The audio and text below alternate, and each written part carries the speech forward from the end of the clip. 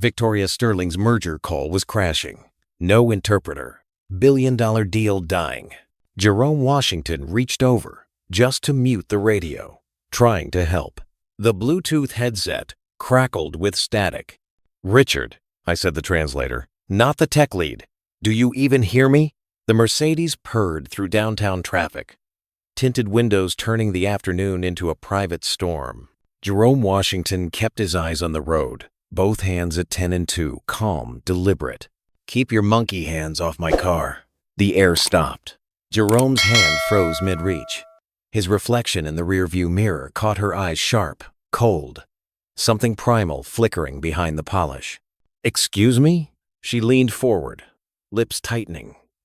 "You think because you drive my Mercedes, you get to touch my things? You're the help. Drive."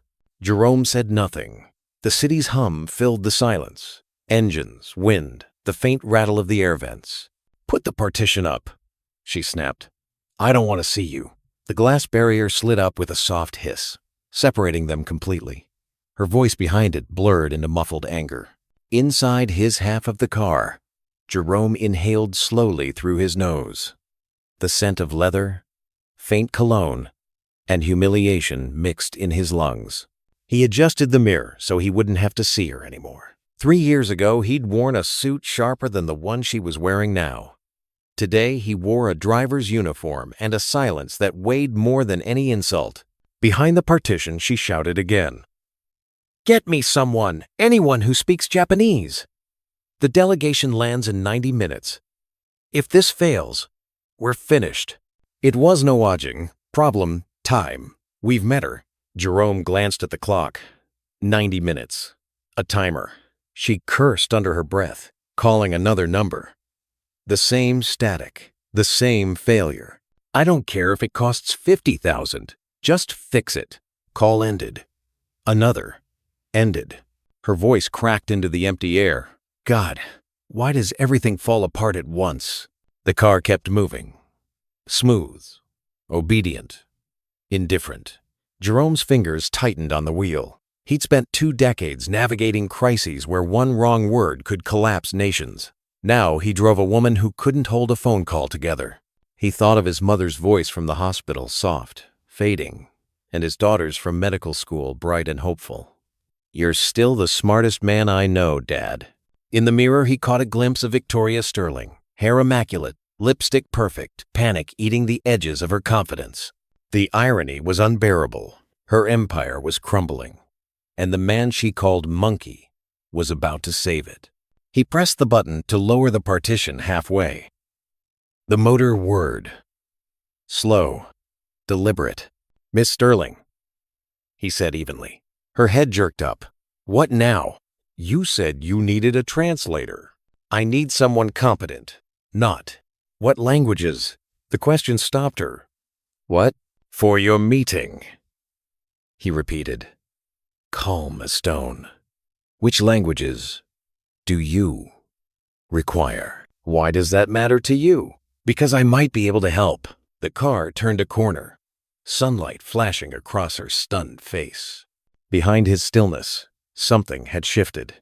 The timer had started, and for the first time in 3 years, Jerome Washington was done being invisible. The partition lowered halfway, humming like a breath the car wasn't supposed to take. Victoria stared at the glass, not at him. Her reflection hovered faintly in it, sharp and hollow. "You might be able to help?" she repeated, each word soaked in disbelief. Jerome kept his tone neutral. "Japanese and Mandarin, correct?" Her eyes flicked up. "How would you know that?" "Because you've mentioned Nakamura and Singh 3 times in the last 10 minutes, he said. "One's Japanese, one's Indian. Common business languages in those markets are Japanese, Mandarin, and Hindi." She blinked. The air between them was no longer just awkward, it was unstable. "I didn't hire you for your analysis," she snapped.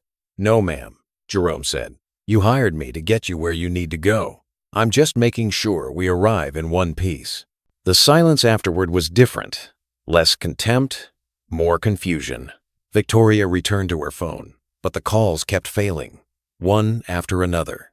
The same anxious music looped through the speakers, her voice rising each time. "Richard, I don't care what it takes. Get someone who can bridge this deal before they land. I said I want a translator, not excuses." Her hand trembled slightly as she ended the call. Jerome pretended not to notice. But he did. He always did. He'd spent 22 years reading the smallest signals in people's faces, the flicker of fear, the fracture in confidence. You had to, when you were the only black diplomat in a room full of world leaders pretending to be civilized. Now he only read traffic lights and gas gauges. Victoria cursed softly. God, why can't anyone do their job? Jerome's reflection looked back at her from the glass. Calm, unbothered. Maybe they can, he said. Maybe they just need the right words. Her eyes darted toward him. Excuse me? He didn't answer. Outside, the Mercedes rolled through a line of winter light, its shadow sliding over glass buildings, her name etched on half of them. Sterling Dynamics. Once a titan, now drowning quietly. Jerome had seen it in fragments, overheard through years of chauffeuring. Cash flow strain. Failed acquisitions. A lawsuit buried under NDAs. It wasn't hard to piece together the truth. This merger wasn't a triumph. It was a life raft. Victoria was clinging to it with manicured hands that didn't know how to hold on. "Partition up," she ordered again, but this time her voice cracked. Jerome pressed the button, watching the glass slide between them once more. For a moment, he was grateful for it. The distance, the wall. But as her voice began again, pleading, angry, desperate, he realized the glass wasn't protecting him from her. It was protecting her from herself. Her calls blurred together English, half-understood Japanese, fragments of frustration. "No, I said tomorrow. The delegation's plane is already in the air." Her words bled into silence. Then, under her breath, 3 years of negotiations. Gone because no one can speak the damn language. Jerome's grip tightened on the steering wheel. His mind flicked back Tokyo, 1998, the G7 summit. The frantic Japanese delegate who'd cried when Jerome had saved a misinterpreted clause that would have cost billions. He'd stood there in his tailored suit, shaking hands with heads of state. Now, he couldn't even offer to turn down a radio without being called monkey. Wanidivation is a paringly shot. He almost laughed at the absurdity. Almost. The car's digital clock blinked. 1:30 p.m. 90 minutes until the delegation arrived. 85 now. He could feel the time slipping like sand between his fingers. And for reasons he didn't fully understand, he wanted her to succeed.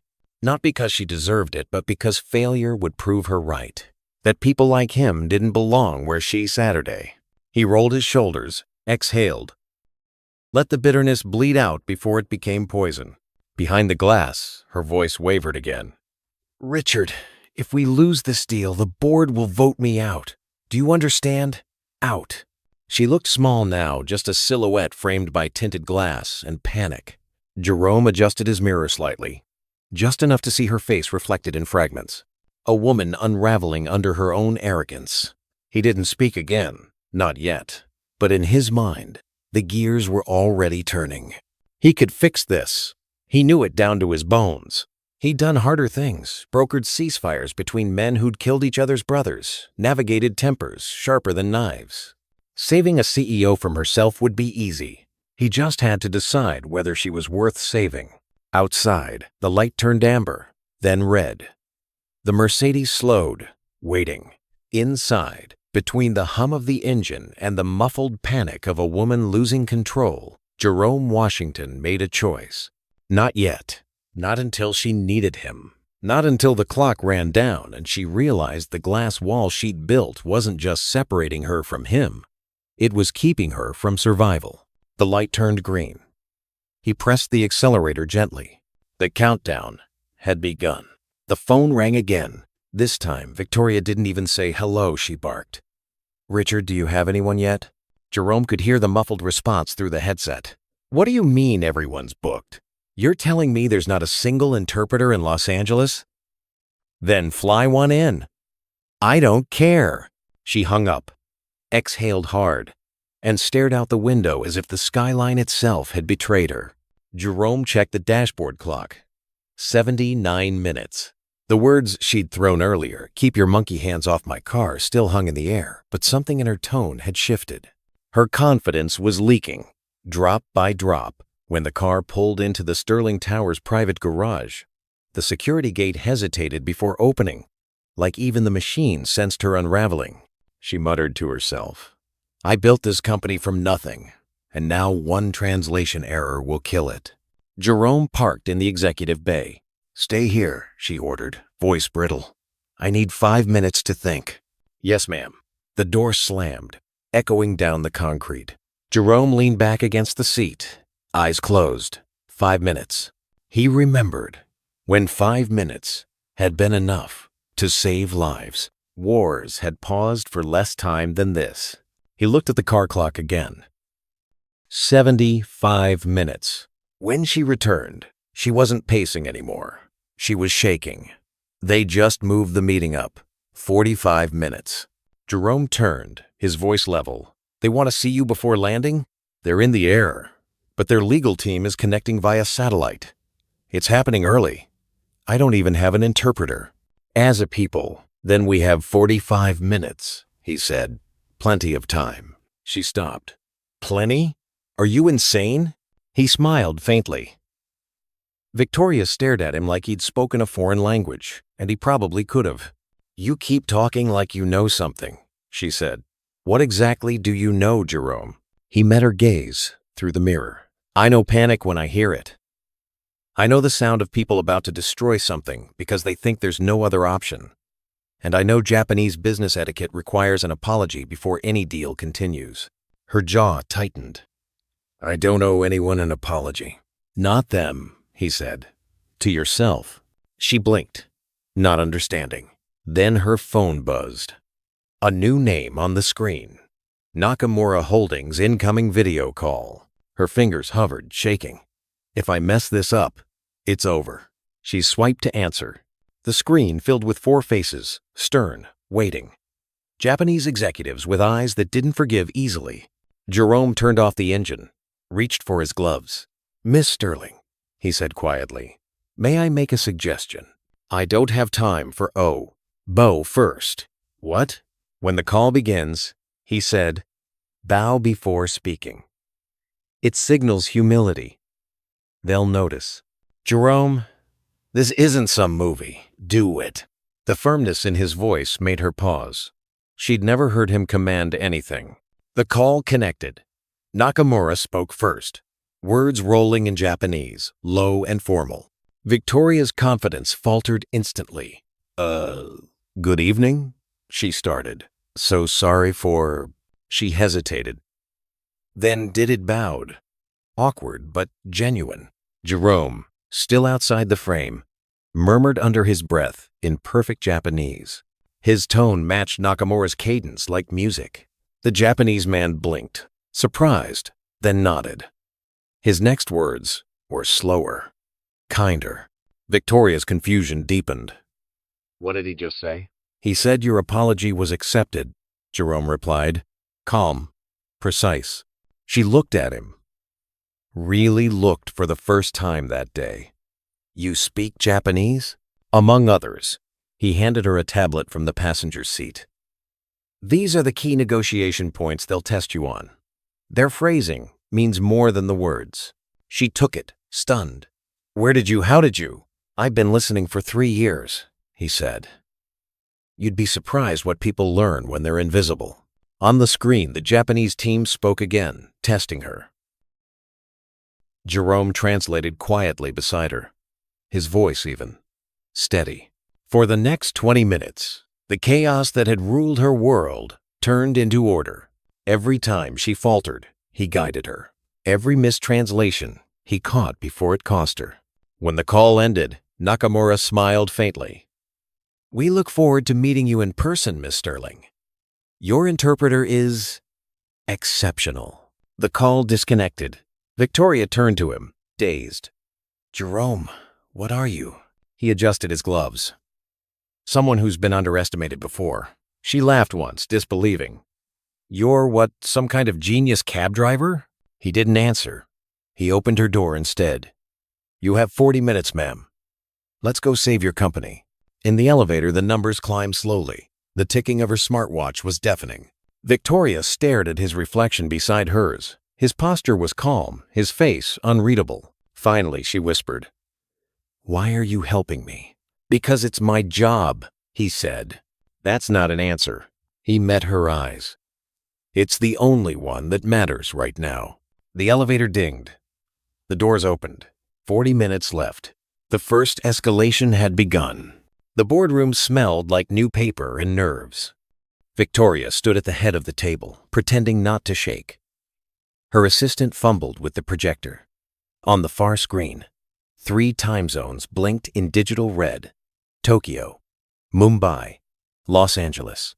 The clock said 8:15, 45 minutes until landing. Jerome stood near the back, hands clasped behind him, silent as marble. You don't have to stay, she said without looking at him. He stayed. The conference doors opened, and Richard, her head of operations, rushed in. Victoria, they've requested real-time translation for the pre-brief. We can't get anyone on short notice. What do we do? Victoria's throat went dry. I'll handle it, Jerome said. Every head in the room turned. Richard blinked. The driver? Jerome stepped forward, calm, collected. Jerome Washington. If you'd like, I can translate your presentation draft for the preliminary call. Victoria's eyes shot him a warning. Don't embarrass me now. But Jerome didn't wait for permission. He took the script from Richard's shaking hands, scanned it, and began to rewrite phrases in neat strokes. Your phrasing here implies dominance, he murmured.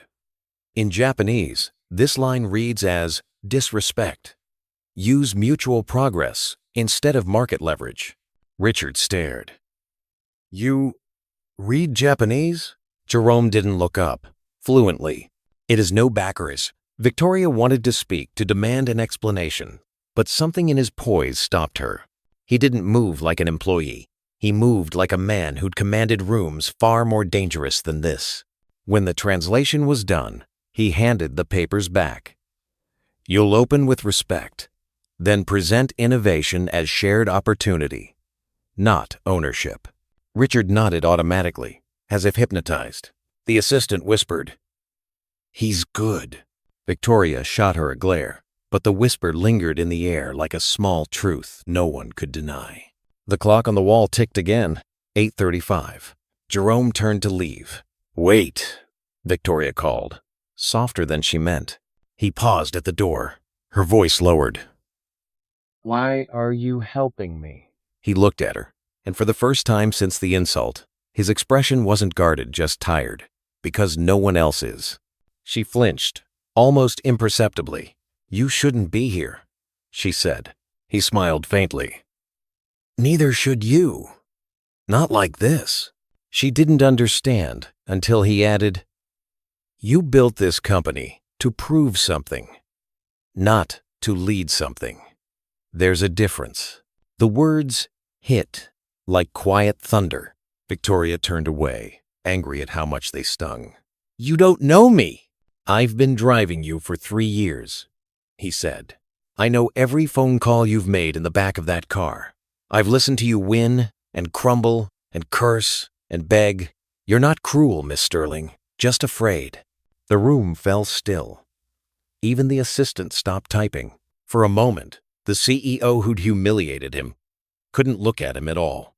Then, almost to herself, she said, And what are you, Jerome? Afraid of what? He hesitated. Of wasting what's left of what I know. The answer caught her off guard. There was no bitterness in it, only truth. Something cracked open in her then. Something she hadn't felt in years. Humility. Sit, she said quietly. Help me prepare for this call. He sat beside her, not behind her. Their shoulders nearly touched, but not quite. She slid the draft toward him. If you were me, what would you say first? Thank you for your patience, he said. Then wait. Let silence do the rest. Silence? She frowned. In their culture, Jerome said, silence means control. It forces the other side to reveal more. It's what I used at the G7 in Kyoto. She froze. You what? He didn't answer, just started rewriting bullet points in measured strokes. You were at the G7? Many years ago, he said, before I traded suits for a steering wheel. She studied him for a long time. His profile was calm, elegant, the quiet confidence of someone who had once stood in the light and chosen not to burn. Jerome looked up, sensing her stare. The meeting starts in 20 minutes, Miss Sterling. Victoria, she corrected softly. He blinked. That's my name, she said, barely audible. If you're saving my company, you should use it. He nodded once. All right, Victoria. Something small shifted in the air, not forgiveness, not yet, but the faint gravity of respect beginning to take shape. When the boardroom phone buzzed for the pre-brief, Jerome rose first, smoothing his jacket. You'll open, he said. I'll stand by. Only speak when you need to. Let me handle the nuance. Victoria inhaled, gathering herself. Jerome. He turned. I was wrong, she whispered. About you. He gave a small, sad smile. You don't owe me that yet. Then he took his place behind her, the quiet shadow preparing to lift the empire that had never seen him. The line connected. Japanese voices filled the speaker. Jerome nodded once to her. Victoria began softer, slower, bowing her head slightly, as he'd taught her. And when the foreign voices eased, when the translator on the other side smiled, she realized something that tightened her throat. He wasn't just helping her win a deal. He was teaching her how to listen. The second meeting room was glass on all sides, sunlight sliding over its walls like water. Victoria sat straighter than usual, her voice calm but careful. Jerome stood a few feet behind her, silent, attentive, invisible to everyone, except her. The pre-brief had gone better than anyone expected. The delegation respected her tone, her phrasing. They even smiled once. For the first time in months, Sterling Dynamics wasn't collapsing. It was breathing. But Victoria couldn't stop glancing at him. Every time he translated, under his breath, flawless Japanese, then gentle Mandarin, then Hindi, so melodic, it felt rehearsed. She felt something dangerous forming inside her. Respect. When the call ended, applause broke out around the table. Her team sighed in relief. Great job, Miss Sterling. Unbelievable recovery. But Jerome had already turned to leave. Wait. Her voice stopped him. She stood, the sound of her heels clicking across the floor echoing against the glass. You're not going anywhere. As a Lestware. He turned. She hesitated. How many languages did you say you speak? 9. 9, she repeated, like she needed the word to make sense. You're fluent in Japanese, Mandarin, Hindi, French, German, Portuguese, Arabic, Spanish, he finished, and English, on good days. A few executives chuckled nervously, unsure whether they were allowed to. Victoria crossed her arms. That's not something you just pick up as a hobby, Jerome. No, ma'am. Then tell me the truth. Who the hell are you? The room fell quiet. Even the hum of the AC seemed to hold its breath. Jerome's gaze flicked to the large Sterling Dynamics logo on the glass wall. When I worked for the U.S. Department of State, he began slowly. That logo appeared on one of our case studies. What?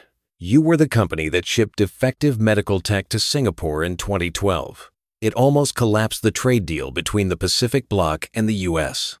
Her face drained of color. That was before my time. I know, he said. I was there when your predecessor tried to lie to the Japanese delegate about it. I corrected the translation before it caused an international scandal. Her lips parted.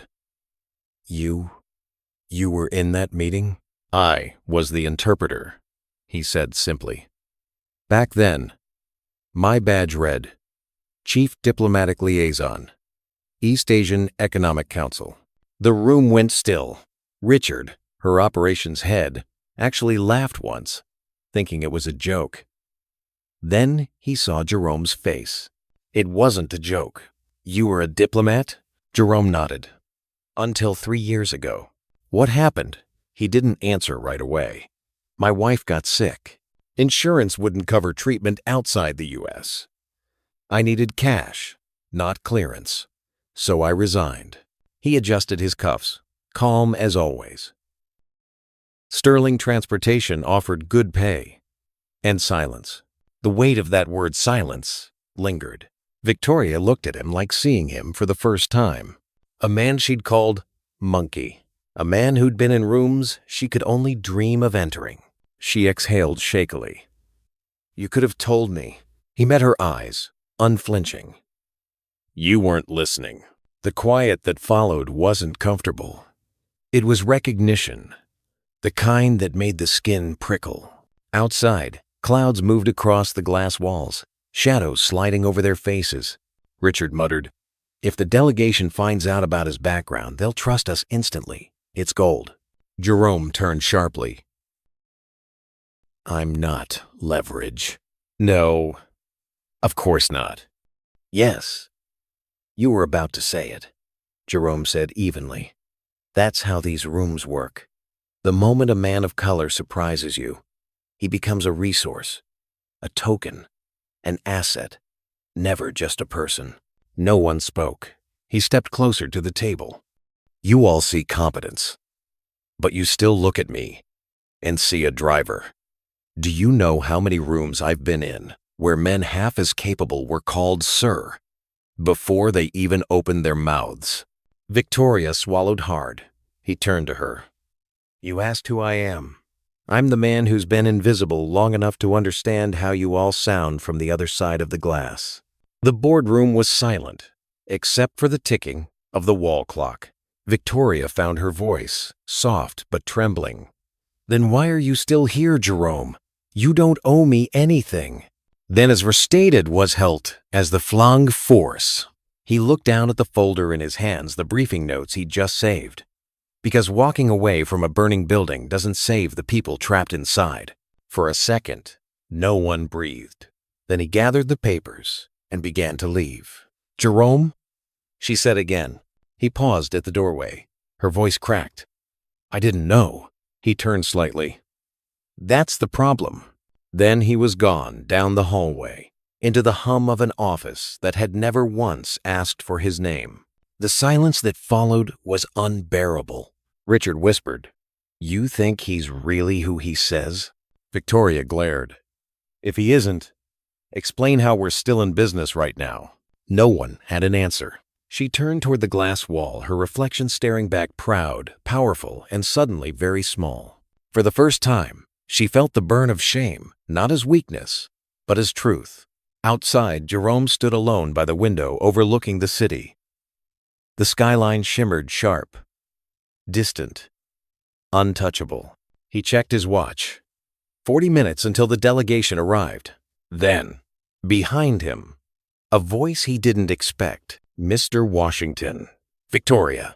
She stood in the doorway, no longer towering, no longer the voice that had once called him less than human. I'd like you to lead the negotiation tomorrow, she said. He turned slowly. That's not my role. It is now. Jerome studied her face, the first honest expression he'd seen on it. Why? Because I've built walls out of people, she said quietly. And I think it's time someone else spoke for me. The line of her shoulders was different now, softer, heavier, real. He nodded once. Then I'll need full access. No restrictions. Done. Your board won't like it. They don't have to. For a long moment, they just looked at each other. The diplomat who'd learned silence, and the woman who was learning to listen. Finally, he said, All right, Miss Sterling, let's begin. And in that quiet glass room, the power dynamic of an entire company quietly reversed. Morning arrived heavy with expectation. Sterling Tower's top floor buzzed like a storm about to break. Assistants hurried, phones rang in 3 languages, and every executive looked as if they hadn't slept. Victoria sat at the head of the long conference table, her coffee untouched, staring at the city skyline beyond the glass. She wasn't thinking about numbers anymore. She was thinking about what Jerome had said. You weren't listening. And for the first time in her life, she was. The door opened. Jerome walked in. Same uniform, same quiet poise.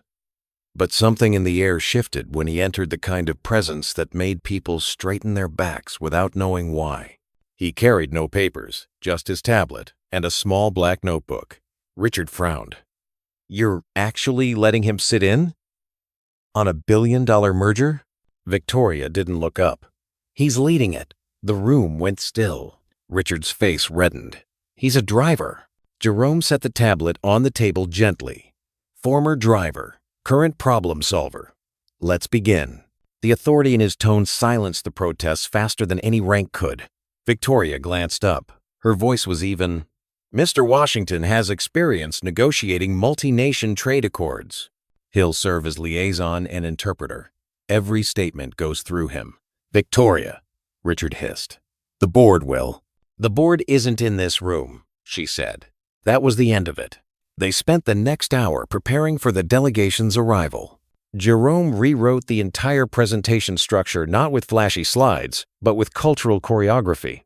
When the Japanese executives arrive, he said, the first greeting must be respect, not authority. You'll bow together. Miss Singh from India expects punctuality. She'll measure your sincerity by timing, not words. The Chinese CTO cares about saving face. Never correct him in front of others. 1. As he spoke, the team followed in silent awe. He mapped hand gestures, seating orders, tea etiquette, even the order in which pens should be placed. Victoria listened, taking notes like a student. When Richard muttered under his breath, "This is absurd," Jerome looked at him. "Absurdity is thinking you can buy trust with PowerPoints," he said. The assistant suppressed a grin. Jerome continued, "You have 3 possible outcomes today: offense, indifference, or partnership. Only one keeps your lights on." He clicked to the final slide, a single word: honor. "The first 2 are easy," he said. "The last one you have to earn." 10 minutes before the delegation arrived, Victoria cornered him near the window.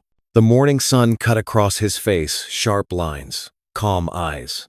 "I keep thinking about what you said," she murmured. "That I built walls out of people." "You did," he said softly. "But you're the one tearing them down now." She searched his expression. "Why are you doing this, Jerome?" "You could walk away right now. You could let this company collapse and watch me lose everything. You'd be right to." He met her gaze. "Because if I do that, I become you. The version of you who thought power was protection." Her throat tightened. "You're a better person than I am." "No," he said. "Just someone who's had longer to learn what not to become." Before she could answer, the intercom buzzed. "Delegation has arrived." The conference doors opened. Mr. Nakamura entered first, tall, silver-haired, precise as his suit. Miss Singh followed, radiant but guarded. Behind them, the Chinese CTO, Mr. Zhao, carried a folder like it was a weapon.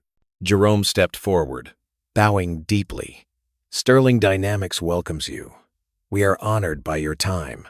His Japanese flowed effortlessly. Then he switched to Hindi for Miss Singh, his voice warm, lyrical. For Zhao, crisp Mandarin that carried no hint of deference, only equality. Within 30 seconds, the temperature of the room changed. The tension that had filled every meeting before this one simply evaporated. Victoria bowed as he instructed, her movements slow, deliberate. When she rose, Nakamura smiled faintly, the smallest curve of approval. "Your interpreter is impressive," he said through his aide. Victoria answered in English, "He's not my interpreter. He's my partner." Jerome shot her a brief glance, the first trace of genuine surprise. The meeting began, and for 2 hours, pressure built like a tightening wire. Zhao challenged the patent rights. Jerome diffused it with a linguistic distinction only an expert could make. Singh questioned profit-sharing clauses. Jerome translated Victoria's response in a way that turned competition into collaboration. Nakamura remained silent, testing patience, a test Jerome had warned them about. "Let him hold the silence," Jerome whispered. It means he's listening. They did. When Nakamura finally spoke, it was with approval. "This," he said through his translator, "is the first time an American company has approached us with humility instead of hunger." Victoria bowed again. Instinctively, Jerome smiled slightly, but outside the boardroom, the board itself was watching. Through the observation glass, two senior directors whispered to each other. "Who's the black guy running the show?" "The driver, apparently." "The hell he is. If this deal falls apart, it's on her." They didn't realize Jerome could see their reflections. He turned back to the table, voice steady. "Before we sign anything, there's one more matter to address legacy." He opened his notebook. 3 years ago, Sterling Dynamics faced multiple discrimination suits, he said, not hiding the words. Half were settled quietly. The others disappeared. "Before you commit to partnership, you should know Miss Sterling has initiated a full audit and diversity overhaul." Victoria blinked, startled. She hadn't approved that, but she understood what he was doing. He was giving her integrity she hadn't earned yet. Nakamura nodded slowly. "That takes courage." Zhao looked impressed. "Most companies hide their shame." Singh smiled faintly. "Transparency builds trust." The directors behind the glass looked panicked now. Jerome closed the notebook. "If we're going to rebuild an industry, we should start by rebuilding trust." The room fell silent. Then Nakamura extended his hand across the table. "We agree." Applause rippled around the room, but Jerome didn't relax. His eyes flicked to the reflection of the directors beyond the glass, whispering again. Faces pale. He'd seen this before. The moment power realizes it's lost control. He leaned toward Victoria. "They'll come for you after this." "I know. You ready for that?" She looked at him. No longer a woman desperate to survive, but one learning to stand for the right thing. "I am. Now." He smiled. "Then it's working." As the delegates shook hands and cameras flashed, Victoria realized the truth of what he'd built. He hadn't just saved a deal. He'd built a bridge she didn't know she needed one between arrogance and humility, between silence and voice. And on that bridge, they both stood, equal. For the first time, the applause faded slowly, replaced by the soft hum of relief. The delegation's cars rolled away from Sterling Tower, their tinted windows reflecting the late afternoon light. Inside, the boardroom was half empty now. Half empty, but charged. Victoria sat alone at the table, papers scattered, hands trembling slightly. The deal was done, signed, sealed, historic. Her empire was safe, but her heart was a battlefield. Behind her, Jerome lingered near the window. The silence between them wasn't awkward anymore. It was weight. "You should go home," she said finally. Her voice was soft, exhausted. "You've done enough." Jerome turned from the window. "Have I? You saved the deal. You saved the company. I don't know how to thank you. Gratitude isn't the same as change, Miss Sterling." She flinched. "Victoria," she corrected automatically. He nodded. Victoria. The sound of her own name in his voice felt different. Clean.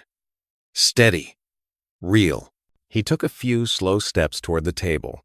"You remember what you said in the car?" She froze. "I remember." He didn't need to repeat it.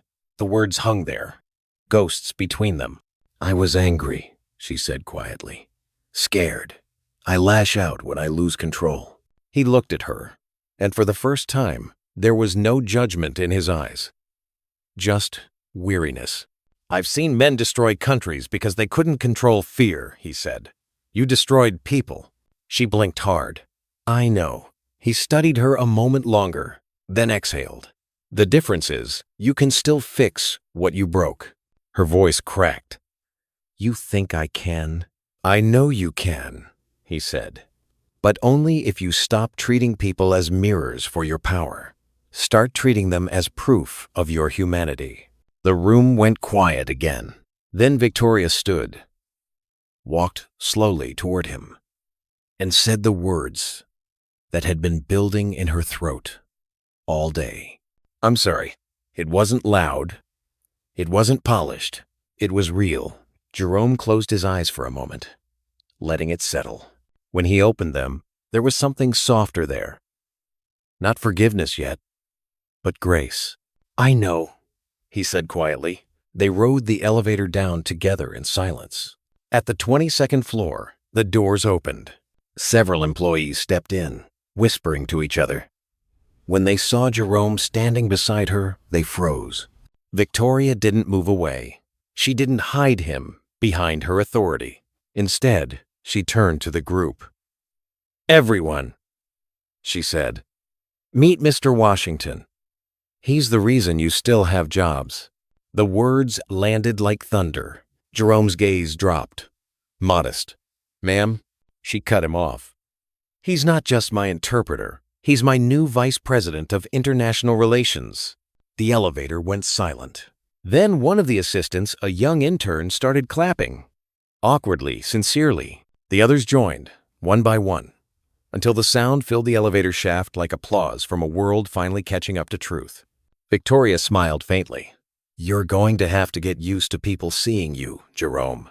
He gave her a look that almost passed for a smile. "And you'll have to get used to them seeing who you really are." That evening, after the building emptied, Victoria found him again in the parking garage by the same Mercedes where it had all begun. He stood by the car door, no longer wearing his driver's jacket. Just a simple gray shirt. Sleeves rolled. "I guess I don't need a driver anymore," she said. He smiled lightly. "Guess not. Do you ever miss it? Driving?" He thought for a moment. "Sometimes." The silence, mostly. "It's honest." She nodded. "You know, I used to think silence meant weakness. And now it just means I wasn't listening." Jerome's expression softened. "That's a start." She hesitated, then asked quietly, "Will you stay at Sterling?" He looked at the car, then at her. "If I leave, the board will replace me with someone who learned nothing from today. If I stay, I can teach them what you're still learning." She smiled faintly. "What's that?" He met her eyes. "That leadership without humility is just noise." The elevator doors across the garage slid open. 2 board members stepped out, whispering heatedly. "Victoria, the board wants a review before you finalize his position," one of them said. "This isn't protocol." She straightened. Neither was today. And it worked. "Be reasonable. A chauffeur." Jerome interrupted calmly. "It's all right." She turned sharply. "No, it's not." He shook his head gently. "Let him. People only see the world they're ready for." The board members exchanged a look, uneasy, then left without another word. When they were gone, Victoria exhaled, shaking her head. "You could have humiliated them, you know." Jerome smiled faintly. "That's not my kind of victory." They stood in silence a moment longer. Then she said softly, "You could have let me fail. It would have been easy." He looked out at the city lights. "Easy isn't the same as right." The air between them was calm now, stripped of anger, of pride. Just 2 people standing in the wreckage of who they used to be, and finding something almost like peace. As he opened the door to leave, she said, "Jerome?" He turned. "Thank you," she said. He nodded once. "Just make it worth it." Then he stepped into the elevator, the doors closing quietly behind him. And for the first time in her career, Victoria Sterling didn't feel like she'd won a deal. She felt like she'd earned a lesson. The next morning began like a verdict. Emails flooded Victoria's inbox before sunrise headlines, investor reactions, board summons. The merger had made global news overnight. Nakamura Holdings, Singh Enterprises, and Sterling Dynamics, a $1.2 billion alliance, sealed under impossible odds. But the celebration came with smoke. The board wanted an emergency review. They called it protocol. She knew it was punishment. By 9 a.m., the top floor of Sterling Tower buzzed with the low hum of politics. the kind that smelled like polished wood and fear. Victoria walked through the hallway, her heels sharp on marble. She wasn't the same woman who had insulted a man behind a partition, but she could still feel the ghosts of that arrogance whispering around her. At the boardroom door, she paused. Jerome waited just inside, calm, composed, reading through a printed dossier. He didn't look nervous. He never did. "They'll try to make this about control," he said, without looking up. "I know. They'll say you overstepped. You broke hierarchy. You gave too much power to a subordinate." She took a breath. "Then we remind them what happens when hierarchy forgets humanity." Jerome looked up, eyes steady. "You're ready." She wasn't sure if she was, but she nodded anyway. The boardroom was full. 12 directors, one long table, and the same sterile skyline outside. The chairman, Harold Crane, sat at the center, white hair, silver watch, voice like cold marble. "Ms. Sterling," he began, "before we address the merger, the board would like to discuss certain irregularities." "Of course. It's ceteris.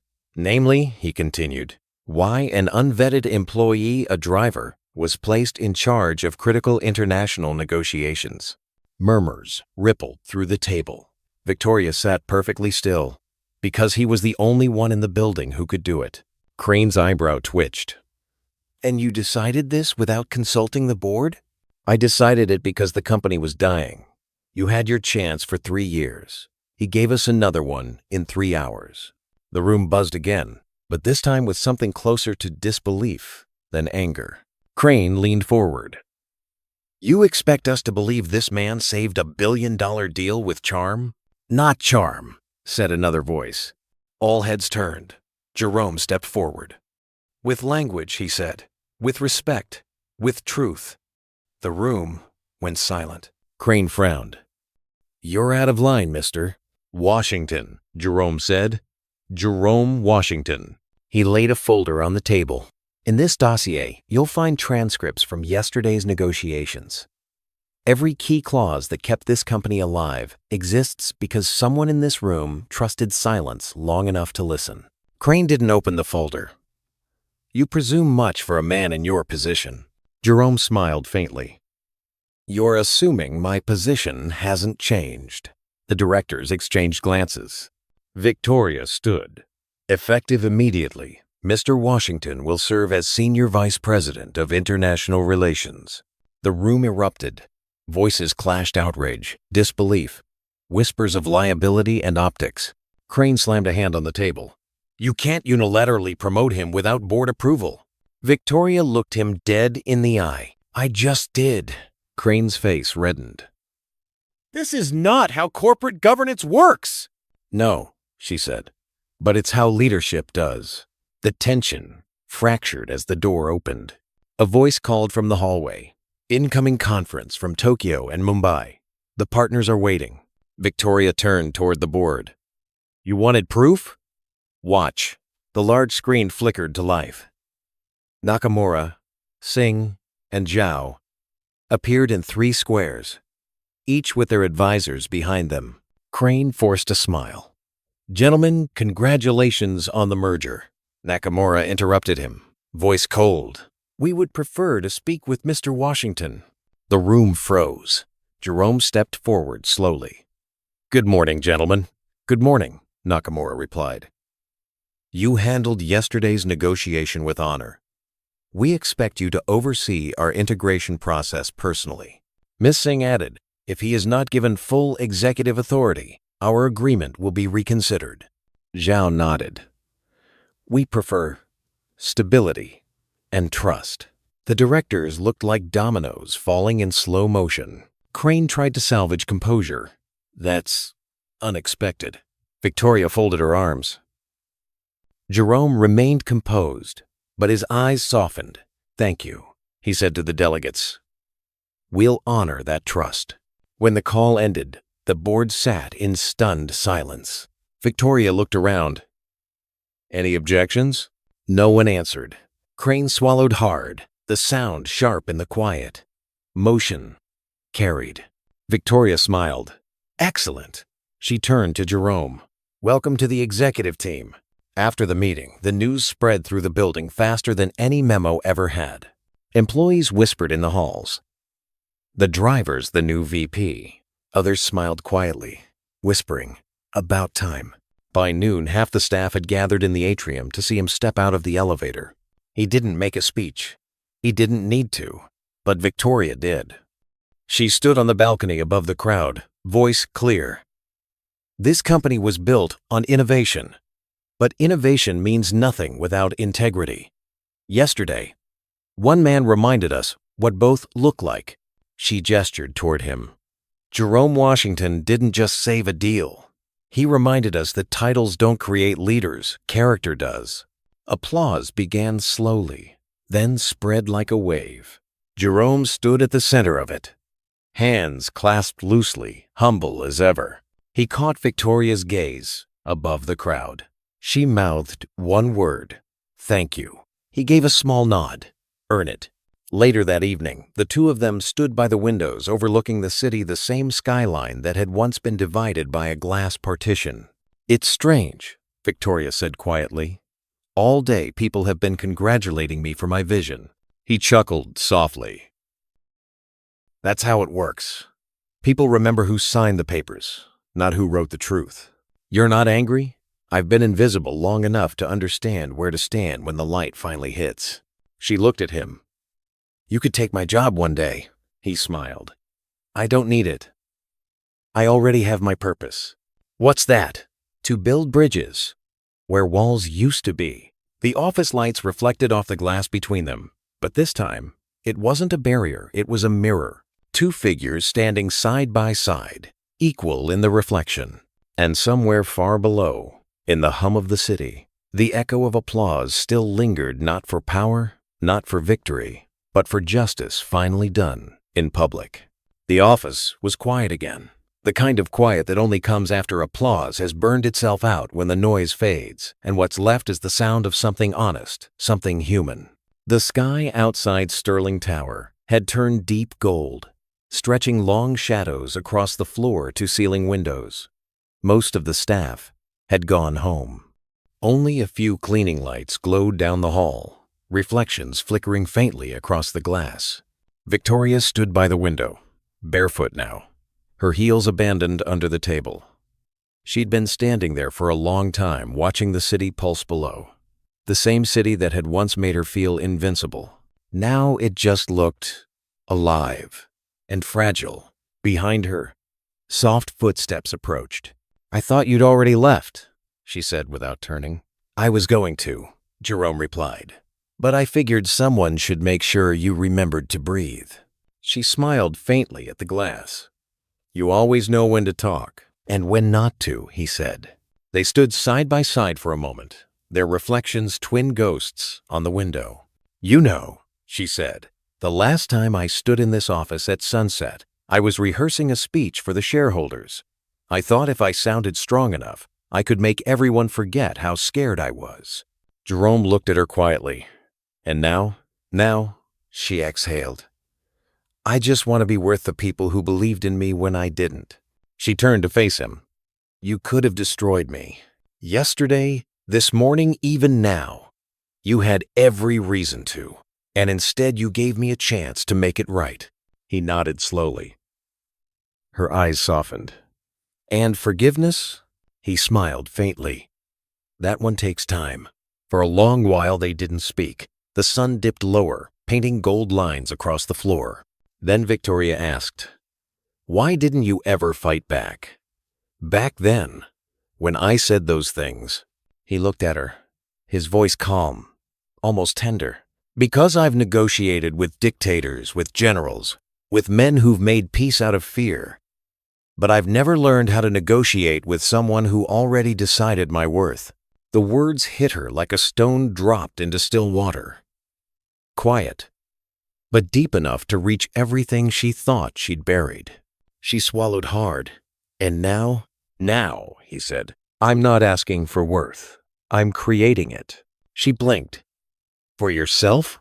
For everyone who was told they didn't belong in rooms like this." She wanted to say something, but the words refused to come. He turned back toward the window. You've got a lot of work to do, Victoria. There are still people in this building who'll look at me and only see the uniform I used to wear. Then we'll change that, she said. He nodded. We? She smiled faintly.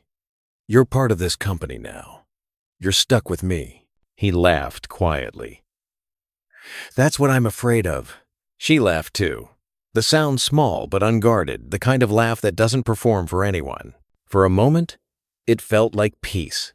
He turned to leave, but she called out softly. Jerome? He stopped in the doorway. If you ever decide to go back to diplomacy, he raised an eyebrow. You'll drive me? She smiled. No. I'll carry your bags. He chuckled, shaking his head. I'll keep that in mind. She hesitated. What will you do now? He thought for a moment. The same thing I've always done, help people talk to each other. And if they don't want to listen, then I'll listen first, he said. When he was gone, she looked around her office, the same glass, the same skyline, but it no longer felt like a fortress. It felt like a reflection. Her reflection. She caught herself whispering, almost to the city below.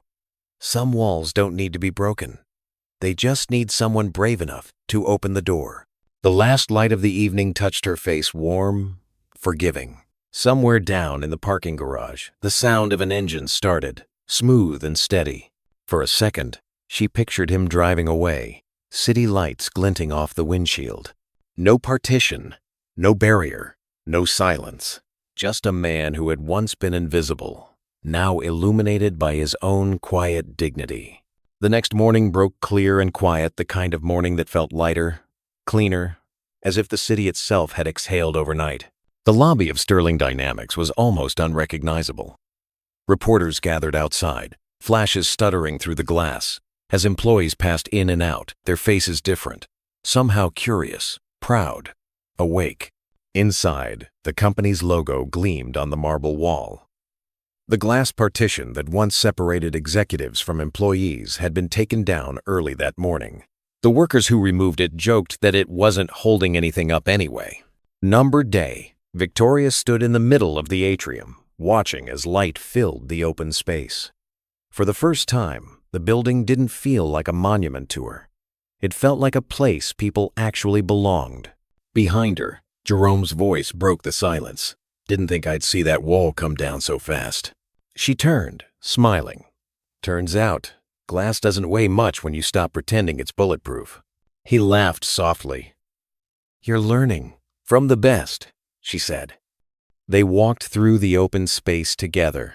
No more separate elevators, no tinted glass, no private corridor. Every person they passed looked at Jerome differently now. Not as a driver, not as a curiosity, but as something simple and rare, a man whose presence meant the room was in good hands. A young intern stopped them. Mr. Washington. Sir, the Nakamura team sent over a personal letter. They said your closing statement in Japanese made their chairman cry. Jerome blinked, almost embarrassed.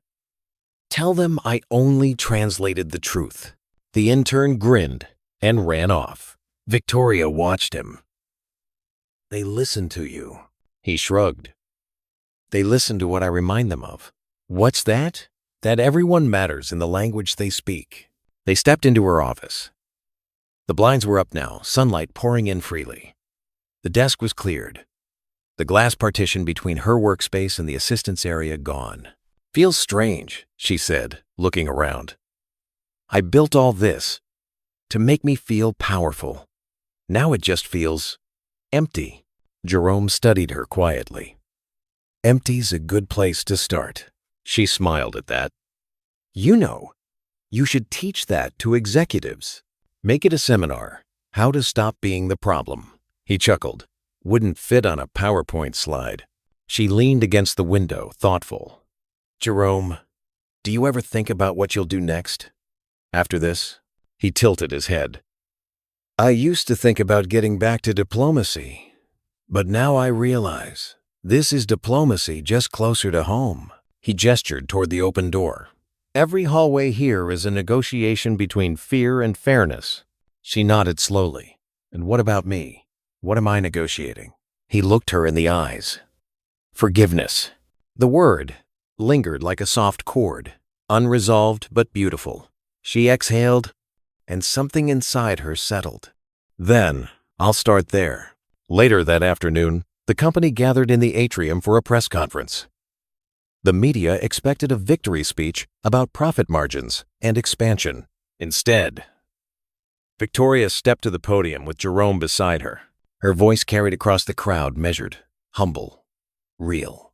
Yesterday, Sterling Dynamics made history with a billion-dollar merger. But that's not why we're standing here. We're here because a company, any company, is only as strong as the people it refuses to see. 3 years ago, I hired a man to drive my car. Yesterday, that man drove us back to our humanity. The crowd went silent, every word sinking deep. She turned slightly toward him. This is Jerome Washington. He's not just our new vice president. He's proof that intelligence has no color, humility has no rank, and justice, real justice, doesn't need applause to be felt. Applause erupted anyway. Jerome didn't step forward to speak. He simply bowed his head, a gesture small, quiet, powerful enough to still the noise. When the crowd calmed, he lifted the microphone just once. "Thank you," he said. "And remember, some walls are made of glass. Some we build ourselves. The hardest part isn't breaking them. It's realizing who put them there." The room went utterly still. Then came the thunder applause so loud it rattled the windows, the kind of sound that carries long after it fades. That evening, as the sun dropped behind the skyline, Victoria and Jerome stood together at the building's entrance. The last light of day struck the front door's glass again, but this time transparent, open, reflecting both of them side by side. She looked at him. "You think people really change, Jerome?" He smiled. "Only when they stop pretending they don't need to." She nodded, the city lights dancing in her eyes. "Then maybe this is the start." He looked out at the streets below, the traffic, the people, the noise. "No," he said softly. "This is the middle. The start is what you do next." They shook hands, not as boss and employee, not even as partners in a deal, but as equals. Then he turned to go, disappearing into the crowd outside, just another man walking through the city he'd quietly reshaped. And for the first time, Victoria didn't watch from behind glass. She stepped out after him into the open air, into the noise, into the human world she'd almost forgotten. If this story touched you, share it. Tag someone who needs to hear it. Comment about a time you discovered hidden talent. Help us build a world where everyone gets seen for who they really are. Subscribe if you believe everyone deserves a second chance. Like if you think talent exists everywhere. And remember, Jerome looked directly into the camera with quiet intensity.